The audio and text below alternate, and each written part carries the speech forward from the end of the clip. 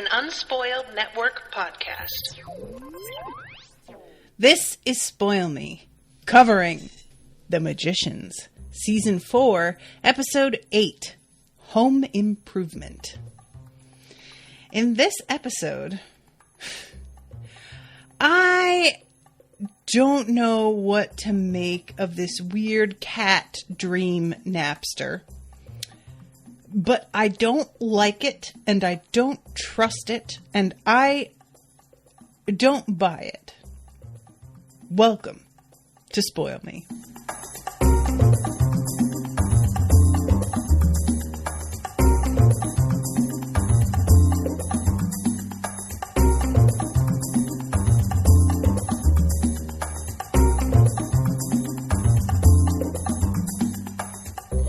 Welcome to the show, everybody. I am Natasha. Thank you very much, first of all, to Ashely for commissioning this episode. Thanks, Ashely. Hope you're all right out there.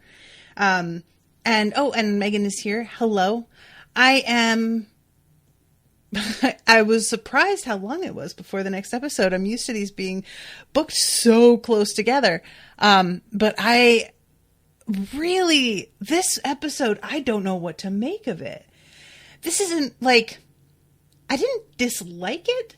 It just felt, we just took some detours I wasn't prepared for.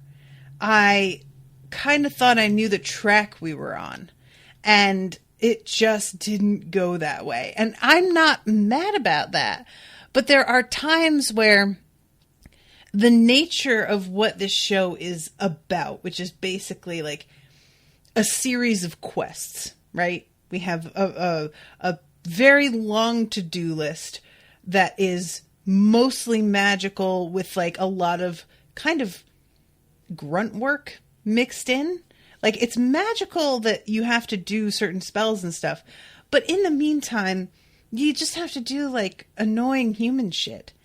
So because of that being the way this show works, it is ripe for adding in odd detours and bringing characters back that we didn't know about or had not thought about. Poppy comes back this episode. I really thought it was going to be Quentin's baby. I confess, I hate pregnancy storylines most of the time. Even if it's not a terrible magical pregnancy that like gets foisted upon you by a rapist god. Even if that's not what we're coping with, I don't really care about because the thing about pregnancy storylines is you can't just let it be, Austin says, I'm pretty sure the actress was pregnant in real life and they just incorporated it. Okay, that makes sense. And I mean, she's not a main character, right? So I'm not as like concerned about it for her as I would be. And by concerned, I mean concerned as a viewer that I'm going to get bored because she's obviously not going to be coming back into things.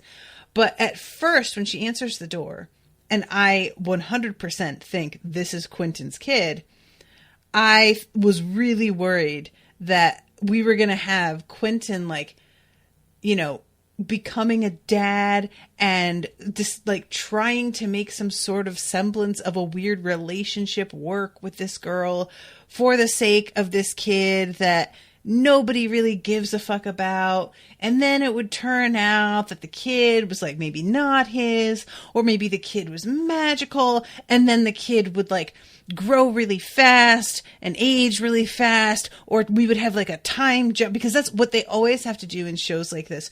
If there's a pregnant character, you can't just let them have a baby and then they deal with a baby for the rest of the show and have it age the way a normal kid ages. They have to fuck with time in some way, whether that is the growth of the baby itself or whether that's what we are seeing. There is just no way that writers are interested in dealing with a baby for the foreseeable future of the show. It's very rare. And I hate that shit. I hate that manipulation that has to happen to keep me interested in a baby plot. So when she first answers the door and you see that she's pregnant, I was just like, oh, God damn it. Because I thought I knew where this was going. And I don't like Poppy. You know, I just don't really get what they're doing with her at all. And so I thought that this was like going to keep her in the show. This was going to be this ongoing thing with a particular plot that I don't care about, foisted onto a character that I don't care about. I'm so relieved I was wrong.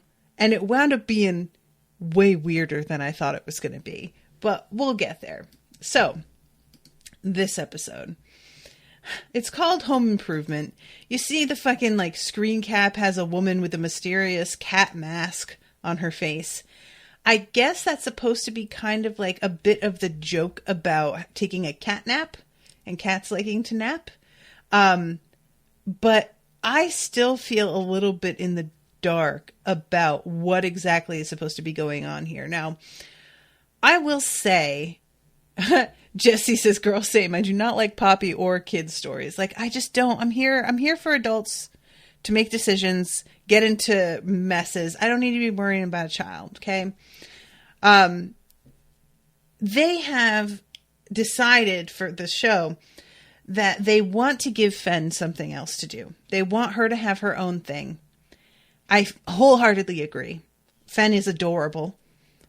She is a good-hearted, sweet person who deserves better than everything that has been foisted upon her. And I really don't know how, like, so far, in terms of quests, I definitely want to say that Fen deserves better.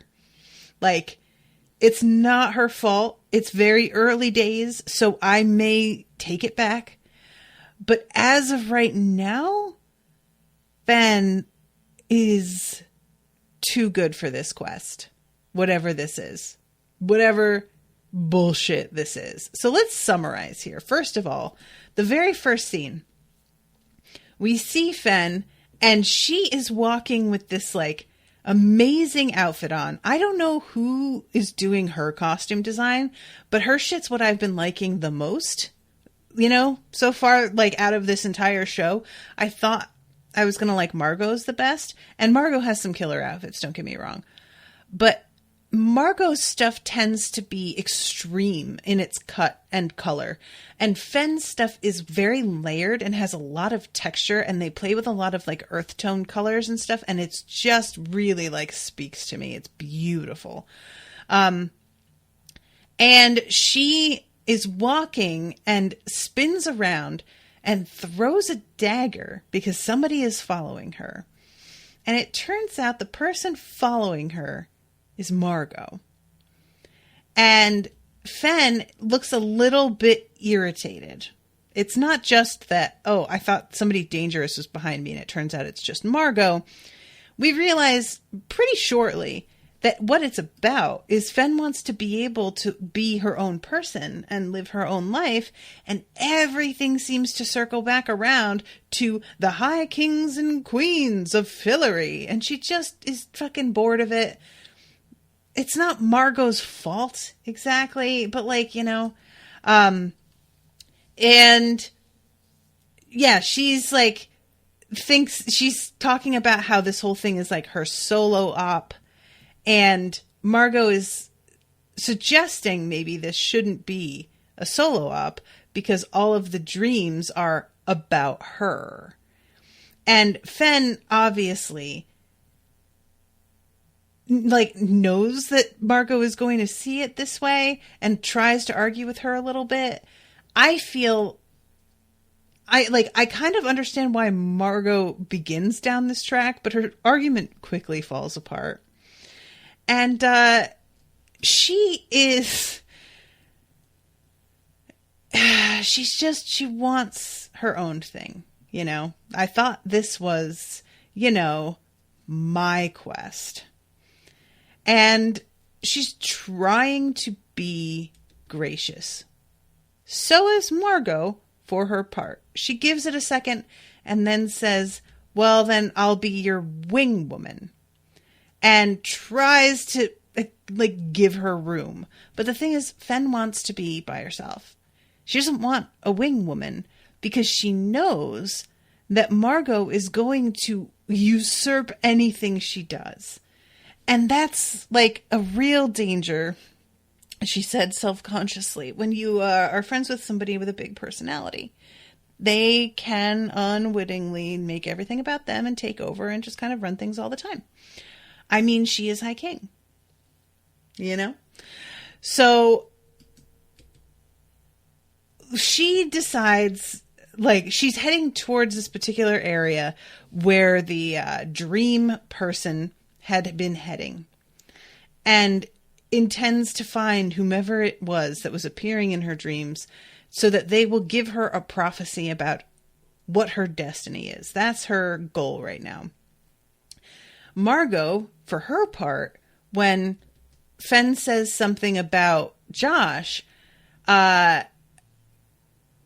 she gets very defensive at the idea that she cares about him at all.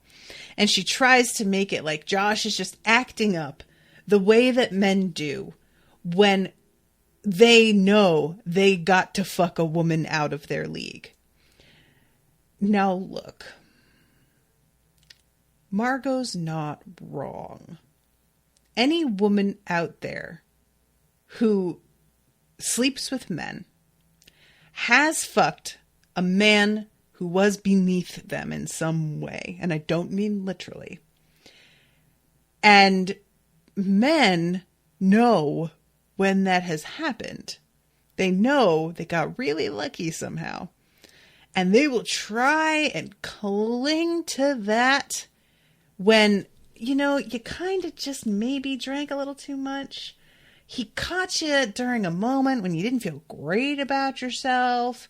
Or he happened to be the dude at this party that wasn't a total asshole and you were determined to get laid that night and he was just the best option. Whatever your reasons, I have definitely been on the receiving end of a dude who is determined to turn something that is nothing into a thing because they think they have gotten like their foot in the door and now they're going to wedge it open and it's going to... And whether that's a relationship, oftentimes it's just more sex. That's all it really is. It's they got to fuck you once, they figure they broke the seal, and they're gonna get to do it again.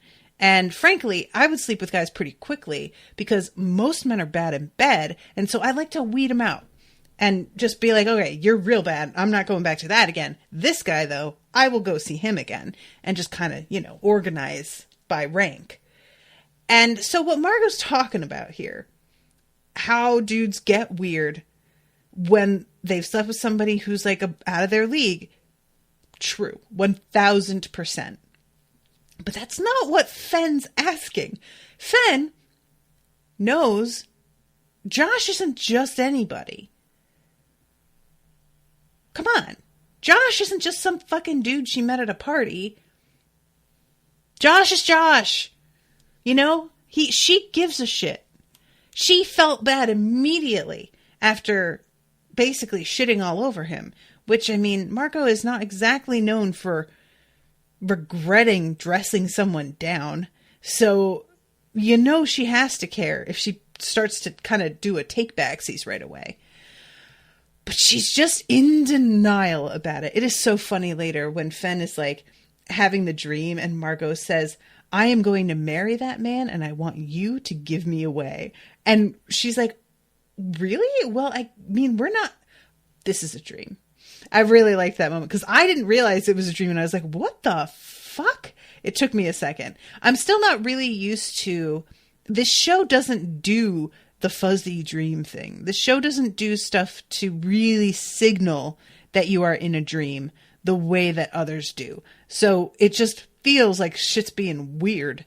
And then all of a sudden she backs off and is like, oh, right. So anyway, they go to this fucking woman's hut and it turns out in the end, is a fucking con artist. And it's not really like she set out to do this. So I feel calling her a con artist is probably a little bit too strong. It implies that she's setting people up. But apparently what's been happening is there has been a lot of people coming to this area because for whatever reason, the image of the Napster seems to go through this spot in Fillory. So people come here looking for this prophet, whatever you want to call it. And she, being an ordinary person who is just trying to live her life, has to deal with a lot of people trashing the place and has decided to turn this to her advantage.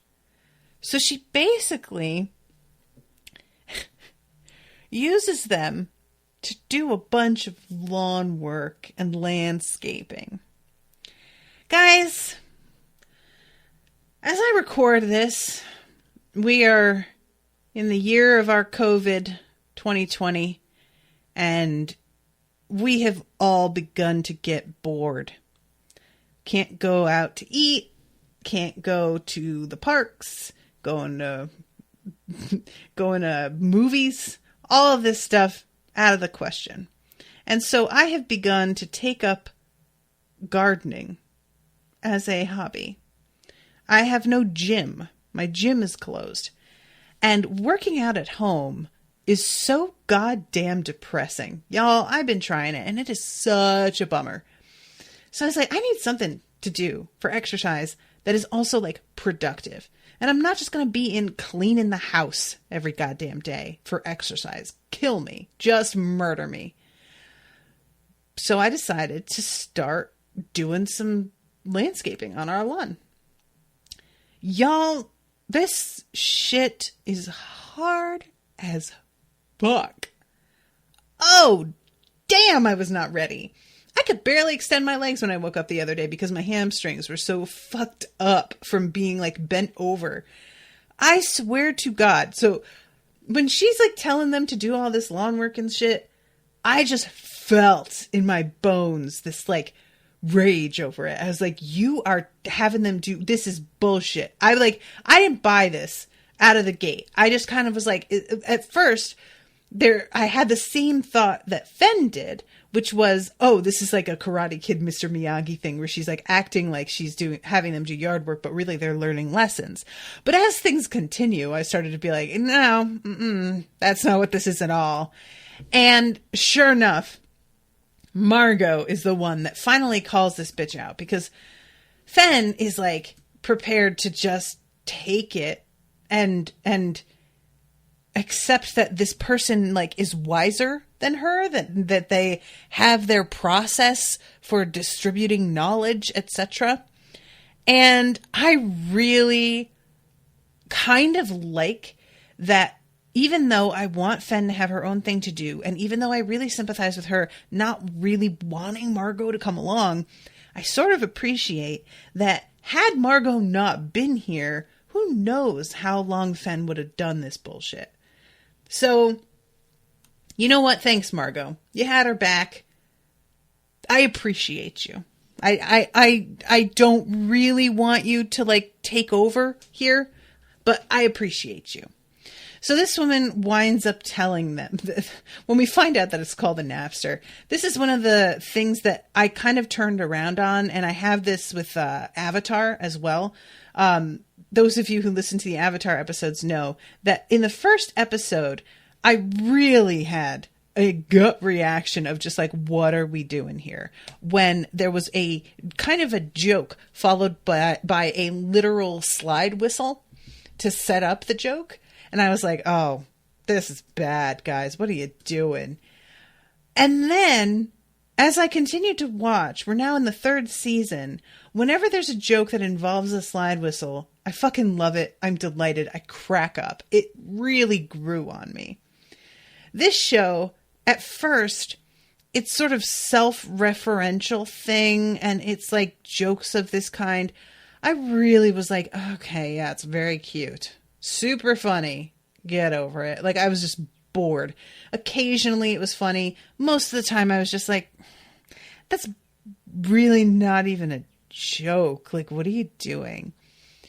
But now I'm starting to come around on it. So when she says that their name is the Napster, I was like, I did kind of a reluctant, like, oh, you fucks. I couldn't help but kind of smile about it. So congratulations, show. You wore me down. So this whole thing turns into, basically Fen just kind of has to go home and stay in her dream and push it to the limit to find out who the Napster is in her dreams. And she, like,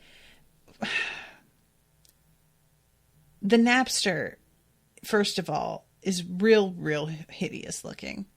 I do not like it. Can I just get like an amen on that? Are you guys with me? Because it's supposed to look kind of cat-like, and it is cat-like, but it's cat-like in a sort of a mushroomy faced way. It's just not really like furry enough. It's like a naked cat. The way that naked cats have that wet sort of fleshy look, you know, like there's something, and look, naked cats can be cute. I'm not even trying to like hate on them, but this thing is just upsetting looking. I just don't like it. If you're going to make a cat person, give me some fur, man. Have some mercy here, kids. I just can't look at this thing's face. And like, Fen says, oh, wow, you're beautiful. And I was like, no, wrong, not beautiful. I don't know what you see that's your reaction. But this thing is very freaky. I stand by the mushroom thing. Like, looks like flesh that's been underwater, you know? Blech. Dislike. So, anyway, this thing tells Fen that she can ask what her destiny is, but she's not going to like it. And maybe she wants to ask for somebody else's. Which Fen is just like, oh, can I do that? And this thing is like, yeah, definitely you can. So it's eating, by the way, while they're talking. And I don't know what it's eating. It looks like worms or something. But yeah, eventually it tells her that she has to dethrone Margot and must do it even if the crown is drenched in Margot's blood. Now, look. I don't know what this creature really is. I don't know who it is. I don't know why I'm supposed to trust it. I don't. It's as simple as that. I don't know what it, like, there is no reason to take the word of any creature in Fillory at face value at all. That has very rarely been the way things work out. And all I can think is there's some ulterior motive. There's some maybe misunderstanding about how this works or what this is going to look like once it happens. I don't know. But I feel like I'm supposed to feel as a viewer the same sort of like shock and reluctance that Fen feels upon being told this is her destiny. And instead, all I really felt was impatient. You know, I just like, I don't buy it. And I just feel like now I just sort of have to wait for the other shoe to drop. I have to just sit here and knowing that this isn't going to be what it looks like. Now I just have to like wait until they decide to tell me. And I don't really have the fucking patience. Like, this kind of I don't even want to call it a misdirect yet, because that might be too strong a word, but I feel like this kind of prophecy type deal where they tell you something really shocking that you're going to have to do, or they tell you like, oh, you don't know, but eventually you'll kill him. And I'd never do that. And eventually, of course, they do. But it's like nothing happened the way you thought it was going to happen. It can be done well. It's happened. But most of the time, it only works well if it's something that's like, that you have a sort of a relationship with the person telling you the prophecy to begin with. It's somebody that saw it. They like went into the future and they saw something happen, and they maybe don't have full context for it, but they come back and they're like, I saw you do such and such. And the other person's like, what? Because you know that the person relaying that information is only sharing what they know, what they saw, what they heard, what they felt. They are giving as much as they know and are doing their best for usually their friend. And so you can trust for the most part that what they're saying is genuine, and you know that probably things are going to work out differently than what they saw, but they are feeling a particular kind of like urgency about it. And the person they told trusts what they're saying because they know all of the people involved. In a situation like this, where it's a character that's just been dropped into the season with no real explanation of why it's suddenly begun to happen to Fen out of nowhere, and we haven't heard anything about this creature before, and it feels very much like somebody is taking Fen by the hand to con her. It's really not like drawing me in. I have too many misgivings and there's too much suspicion. So I can't let myself be shocked by this news because I'm too busy being like, yeah, but who the fuck are you? And why does Fen believe her? Like, you know, the episode pretty much cuts off right after she tells Fen, even if the crown is soaked in her blood. And that's pretty much where we end things. So we don't get a real good sense of how Fen reacts to hearing this. And I understand, of course, Fen pursuing her and being like, tell me my destiny. Like, if you find out that there's somebody who can tell you your destiny in your dreams, if you just track them down, yeah, you're going to do that. I'm not mad at Fen for that at all. But I hope that she takes this all with a grain of salt. I hope that, you know, when it comes down to it, I honestly, in some ways, want her to tell Margot, even though I know that's a bad idea. Margot isn't well known for her measured, level-headed thinking. She tends to be very impulsive and react with violence. Probably Fen tells her they said my destiny was to overthrow you, and Margot's not going to have a great reaction to that. But I also kind of want to see what she says. I also kind of want to see if working together they're able to figure out a way to cope with this, you know? I don't know. So, I don't know. It just doesn't feel like somebody's just going to be like, yeah, here's your destiny. I'm just going to tell you this is what you need to do. And, okay, bye now. Fun. Have good luck. Like, why? What does this thing want? It has to get something out of this, you know? Like, I don't know. So anyway, that's my take on that. Let's back it up. All right, let's go to Alice. So Alice is engaging with, what's her name? Wanda? What's the name of the librarian? Zelda. She's Zelda? I feel like it was Zelda.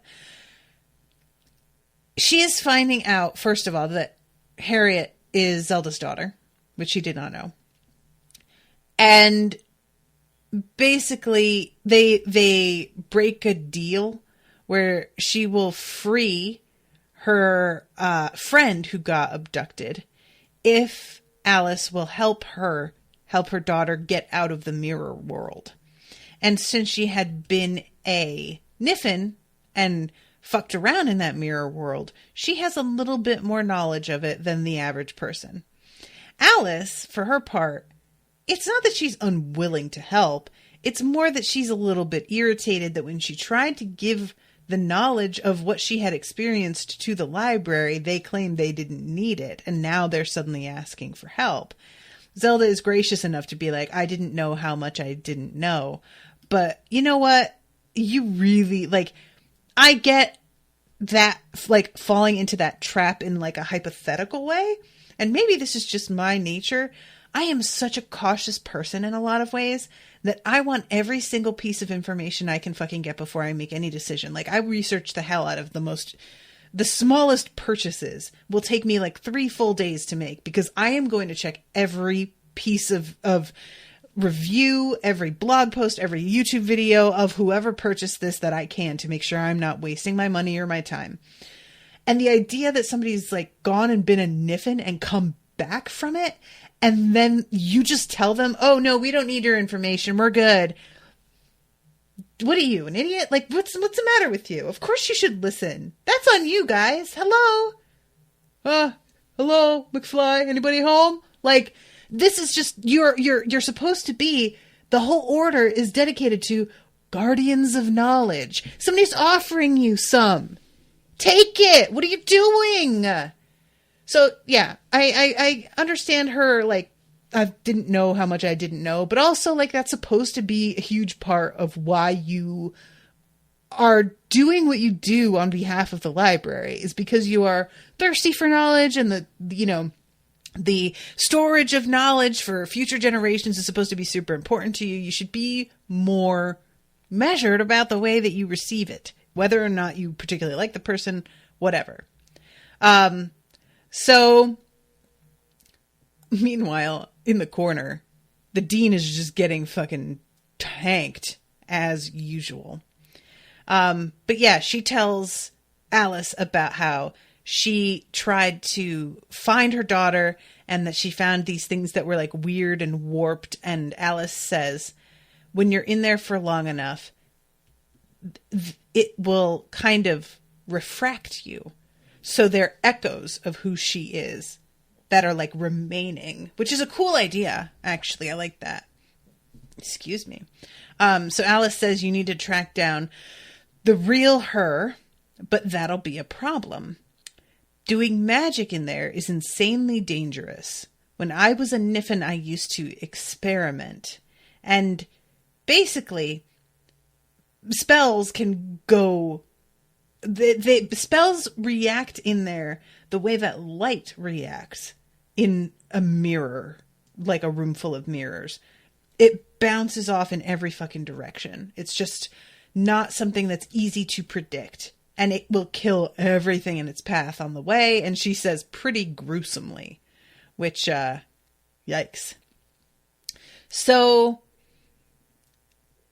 Alice says that she may have a spell, but I love that she says, I may have something. And Dean Fogg interrupts with, if Zelda has agreed to your terms, of course. Okay, yeah, Dean is he's just getting drunk.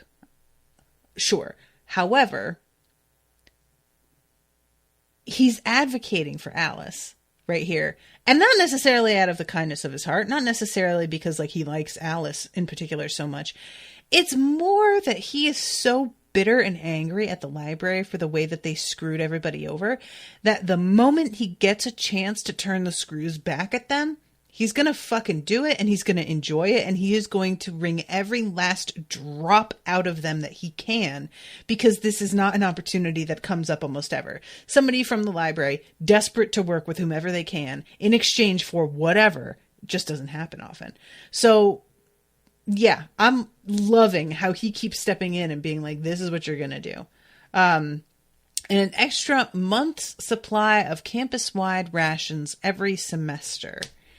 And I love that she starts to argue and then is like, okay, fine. I really wonder if she's able to do that. I don't know how the distribution works, but I guess she'll figure it out. So he talks about a beacon spell that relies on specific connections between people. And he says the only person with any shot of pulling it off is Alice, which we find out is because she's the only one who still has a mother alive, I guess. So you need your mother to be able to do this spell. I have to mention, as I always have to mention clothing in this show, that Alice is wearing the most absurd outfit in that scene. I don't know, like, the show likes to dress Alice in clothing that accentuates her childlike girlishness in a way that, like, at times I get what they're doing, and at other times feels so extreme as to be almost cartoonish. And this is one of those times. She's got this, like, skirt on. I wish I could post a screenshot in the chat so that you guys could all see what I'm talking about right here. She's wearing this, like, high collared top with that's red with, like, a black collar that kind of reminds me of something like Sabrina would wear in Sabrina Teenage Witch. But she's got this wide black skirt, and it's like a mini skirt. It comes up above her knees, but it's a circle skirt that's made out of, like, a thick fabric, so it sticks out in each direction, almost like a poodle skirt, but with no actual petticoats or anything underneath it. It is the weirdest, most, like, little girl look.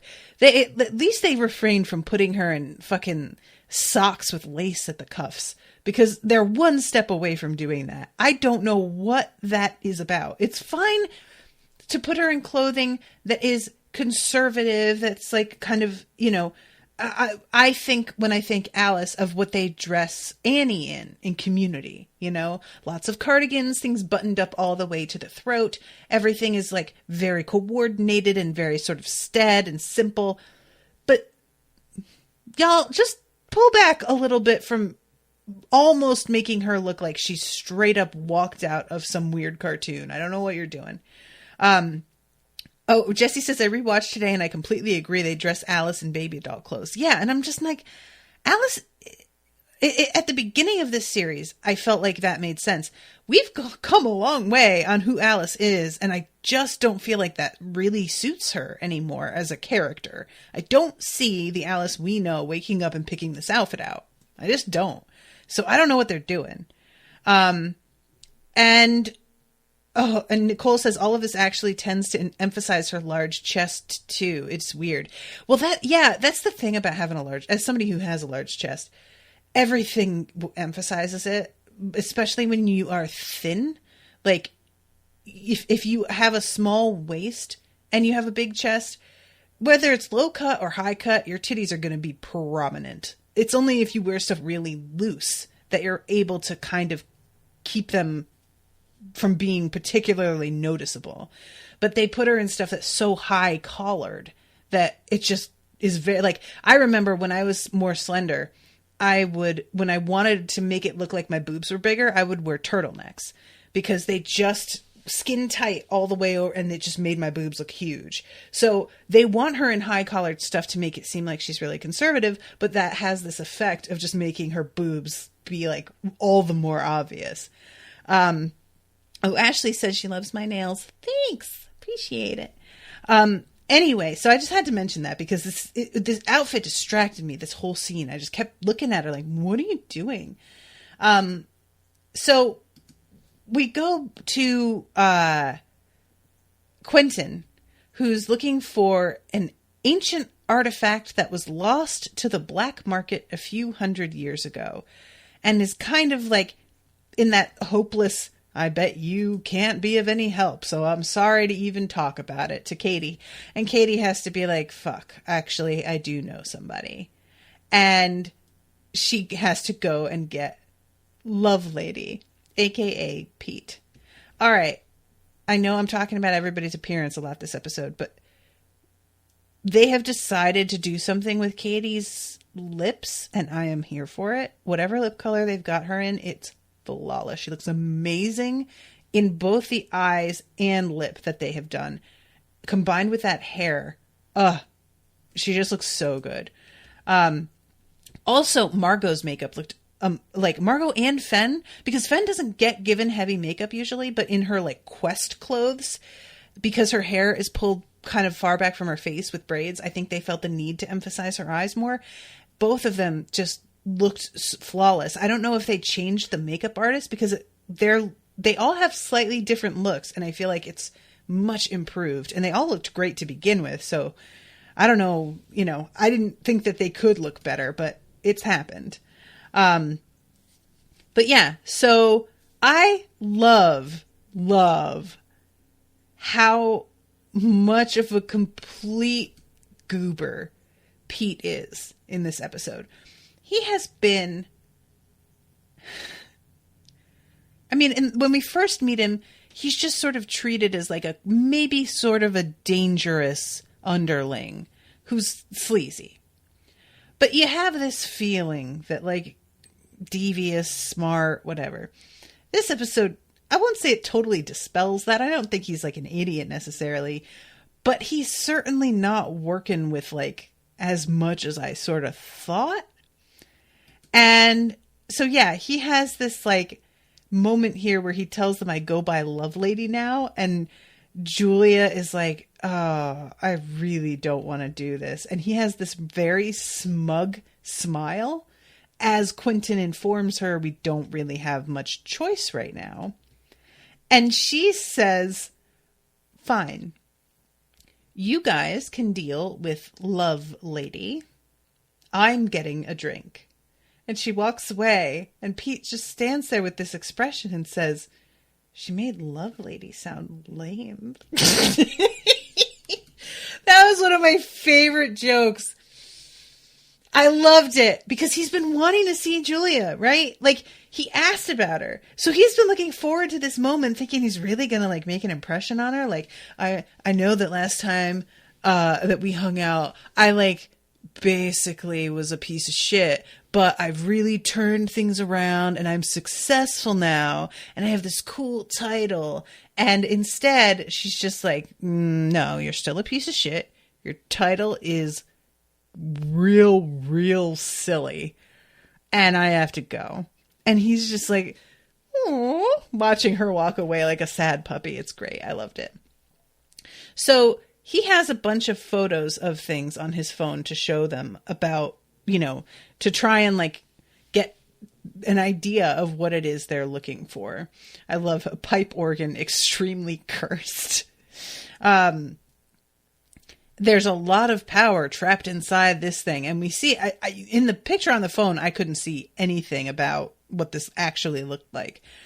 But my favorite follow-up to him being disappointed at Julia's reaction is him then informing them, expecting them to not believe him, that it's in the hoard of a dragon. And yes, dragons are real. And you won't believe this, but there's one in New York. And they're like, yeah, we know dragons are real. The one in New York, oh, you mean, what's her name? Yeah, we've met her, actually. And it was fine.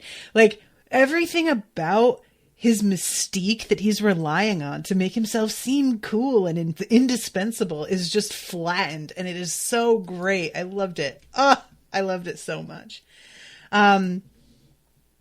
So then he tries to tell Katie basically that because she does what we're all doing and kind of begins to discard him in terms of his usefulness. And she says something about how maybe they're square now. And he says, you saved my life, so no, not quite. And she's taken aback by this because she thinks that she expected him to be the kind of guy that isn't particularly grateful to people, who would take it just as a matter of course that, yeah, she saved your life because that was the right thing to do. And he knows that she's one of those idiots that does the right thing. And thanks for saving me. Gotta go. And instead, the fact that she did that makes him kind of want to be loyal to her. And he points out that he was a really great lieutenant to Marina because he is loyal to the right person. And she's like, so what, you mean me? And he says, could be. You ready to graduate from helping your college buds to solving a real crisis like what's happening with the Hedges? And I was a little bit taken aback by the way this conversation went, because he's framing it as if he's like giving her an assignment to see if she rises to the challenge. But she's the one who informed all the Hedges what was happening and gave them direction. And she's like, I thought was going to take care of this and help out with this. And it caught me by surprise that her reaction to him suggesting this is kind of not, she's really just like, y'all fucked up. Somebody blew up a place and I know who it was. How about we actually hold them responsible? And, you know, because, you know, they're making library cards mandatory. They're outlawing spells. And she expects that if we hold this one person accountable, Whitley, who did it and who just said outright that she was going to do it, that is going to maybe, I think, mollify the library. I don't know what she thinks, but she's angry. She says she made life harder for all of us. I'm on the library's list. I can't turn her in, but you can. Take the heat off of everyone until we figure out what to do next. And Pete kind of makes a face like, I don't like it, but you have a point. And she does.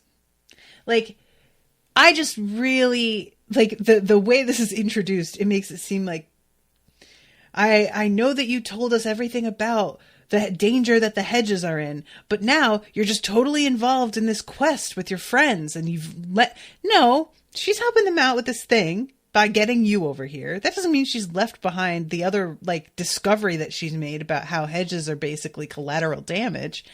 And the fact that we're going to hold this girl responsible, I rather like. She had an accomplice, though, and we don't have, you know, we don't hear his name. I don't think anybody knows necessarily that he was involved in this. And I want to see him held responsible because it seems like really this was his idea. Whitley said something to Katie about it, but I get the impression he had already called the girl and told her, hey, there's a leak. We can do this from here. And she then said, because, yeah, she mentions the leak already, right, to Katie. So, yeah, this was his idea and she was drawn into it. Not to say that that doesn't mean she's also responsible, but there is another person who's like more bloodthirsty, I think. He came up with this and they need to find him. But anyway, I am very much here for Katie having something important to do as well. Her and Fen deserve to have more of their own shit going on. So I'm here for that. We have Penny, 23, coming back to the house. Doesn't know that Shoshana is dead. That was a bummer. And he's trying to be cool with Julia about the fact that she still doesn't really know what's going on with her. Then he goes and he talks to Katie and tells her that he saw her, Penny, and gives the message about how he loves you and he's sorry. And Katie reacts to that with great anger. Now, look, I get that, but this dude didn't do... He isn't the one. He looks like the one, but he isn't the one. He's a messenger. Don't yell at him about this, Katie. He just did the thing that he was asked to do. He honestly made up more of a message because he felt really weird about how nothing the original message actually was. Kind of made it worse, but nothing he was going to say was going to be welcomed particularly because Katie just has too much fucking rage about everything that happened with Penny. And in some ways, I kind of want to see Katie find somebody else to get romantically involved with because I just am tired of seeing her anger about this over and over again. And I'm not really interested in reuniting of them. You know, Penny being in the underworld library works for me. I'm fine with that.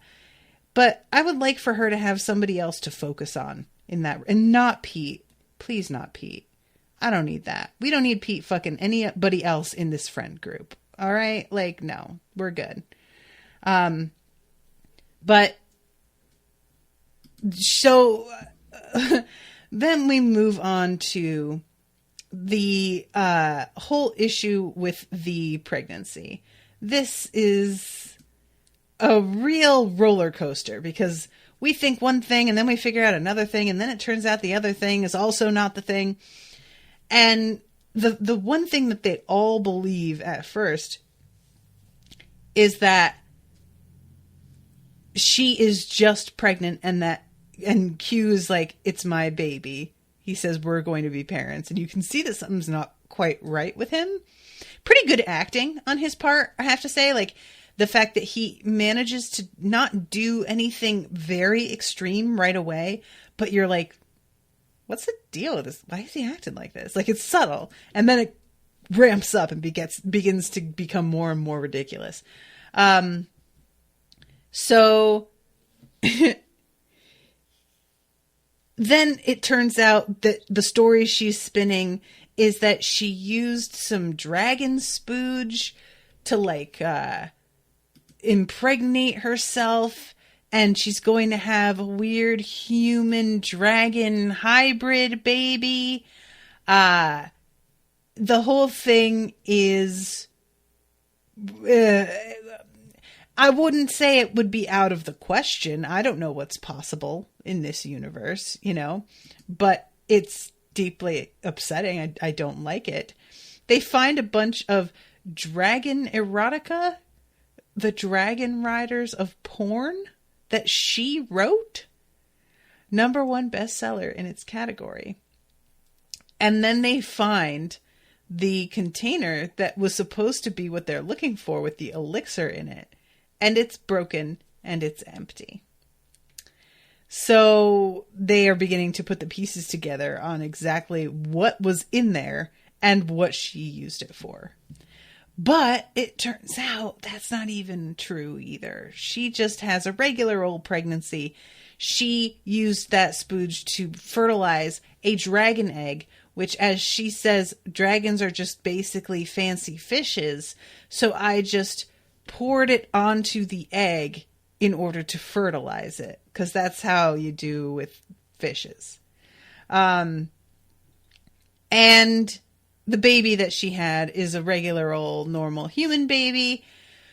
And I think she says it's the result of some weird, like, rite that she was in. And she intended to get an abortion and, like, forgot. And so now she has this baby that she wasn't really interested in having. But the contact with the dragon egg changed her perspective, because the dragon egg has a sort of power in it that causes whomever comes in contact to become very protective of it, so that they see it as their own child. And so this is like a maternal feeling that she didn't think even existed in her body. And now she's like thinking that maybe being a mom, she can manage. And it's a very questionable scene where it's like, I don't think Poppy should ever have a child. I think that's a terrible idea. Poppy is a bad person and lies constantly. And just, I feel like that kid is in for a world of hurt. I don't know, but I don't really care. It's fine. The dragon egg, however, does not work on Julia. And she, taking it, decides that she is going to hold it hostage, using Katie with her gun, because they are not going to be willing to part with it. And so they are going to go and hand this over to the dragon in exchange for what it is they're looking for. And it is a weird scene. This for me is probably one of the weirder moments of Penny 23 just starts to like lick and suck on the outside of the egg. I don't know what to make of it. I really don't. What is that?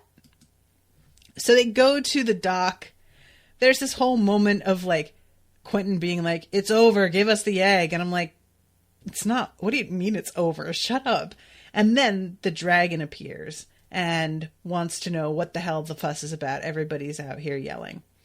And they have to be like, so we found the elixir that was missing that you wanted in exchange for the thing. Here it is. Actually, it's not so much an elixir anymore. It's an egg. And after protesting that she's too young for kids, she asks whether or not this is Amelia's egg. And I love Julia's being like, is that good? And the dragon says, well, not for Amelia. And I'm like, what's the deal there? What, do you guys got some sort of rivalry? What's going on? But Julia hands the egg over against the protestations of literally everybody. Like, they're crying, genuinely beginning to cry as Julia hands the egg over. It is really hilarious. I loved it. So they eventually, we see them all recovering from the egg hangover and talking about how they're going to cope with this. And I really like anytime that we have a thing dealing with like the after effects of magic and the come down from it. And the dragon's herald, whose name is actually Harold, he comes to see Julia, and he has the rock that they need, and also says he has a message. My mistress wishes the former goddess well and luck in recovering your truth. She advises you not to accept your current circumstance. It would be best for you and all of our kind that you make this state you find yourself in temporary. And she's like, okay, but did she tell me how to do that? And he says, you must seek the binder. And Julia's like, and what does that mean? And he just is like, ha, and then leaves. I'm like, useless. What the hell is the good of you anyway? But it could be anything. It could be a person. It could be an actual binder. How hilarious. It was fun. Some fucking Lisa Frank Trapper Keeper with a dragon on the front. Whatever it is, I'm interested. I'm still like, Julia's thing that's going on, it's not a huge priority for me, but I'm curious about it. I want to know where this is going. So, okay, let's finish up with Alice. Alice goes to her mom's to do this spell. It's not working. And Alice reaches the conclusion that it's not working because she and her mother have very little relationship because her mother never saw her as a daughter. It's a pretty heavy moment. And eventually her friend Carol comes over. It turns out Carol is making what amount to like sexual voodoo dolls. And they are sort of like a black market thing in themselves. And Carol is wanted by the library in the same way that Alice is. Alice's mother has been trying to get her to leave the whole episode. And is really, they try the spell a couple times. It doesn't work. And she keeps being like, you have to go, you have to go. And Alice takes this as her mother not giving a shit about her. As her mother basically making the slightest like pretense at trying to help just so that she can get out of it.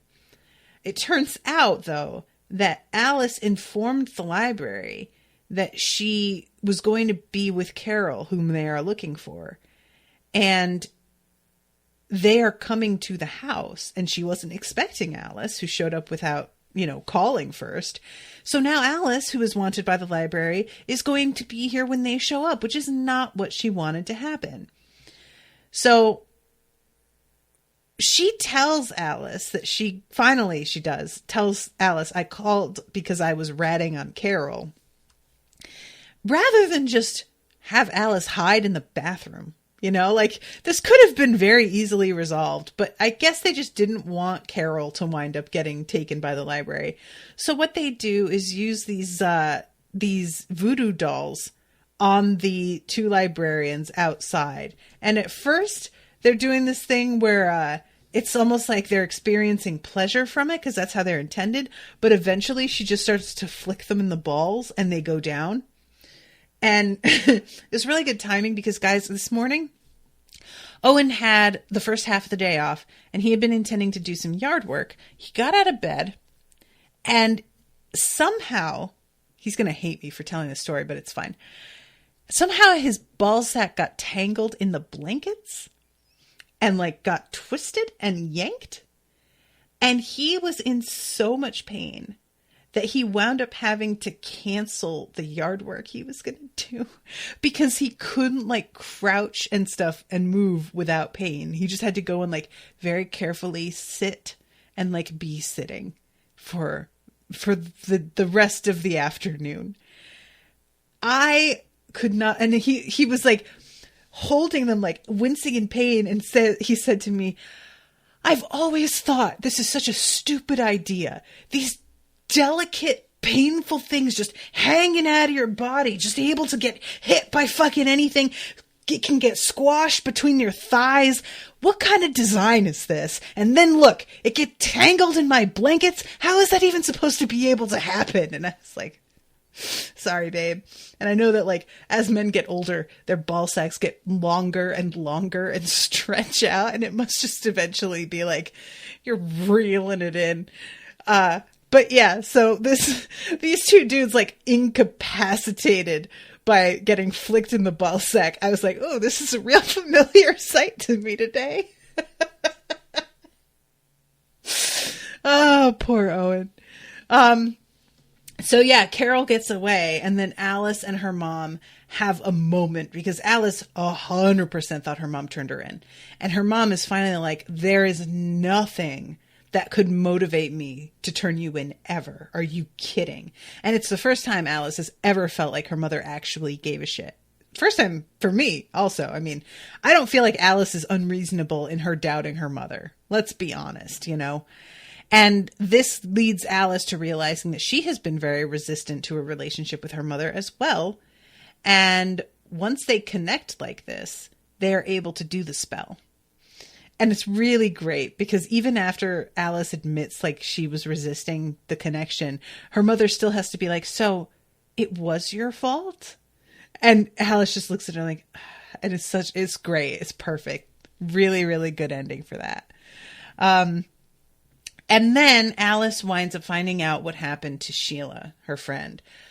Sheila joined the library. Now look, obviously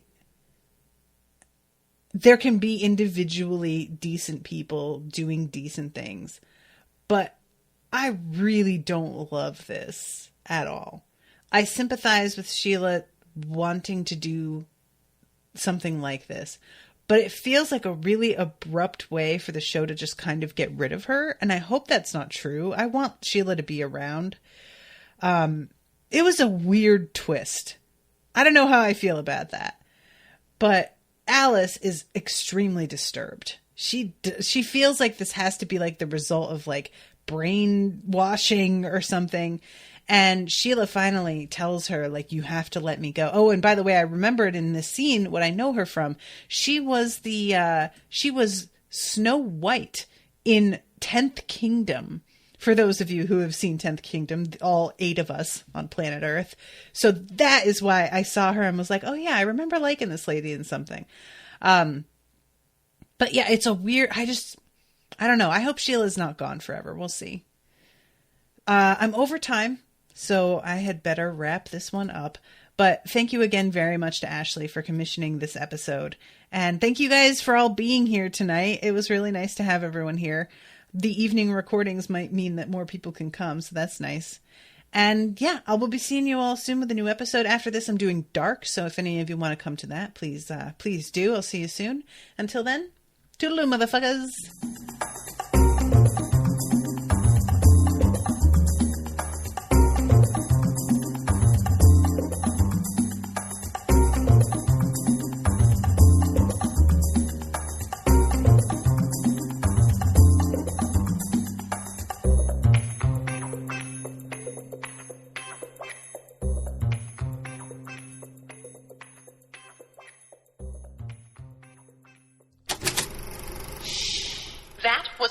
Spoiled Network podcast.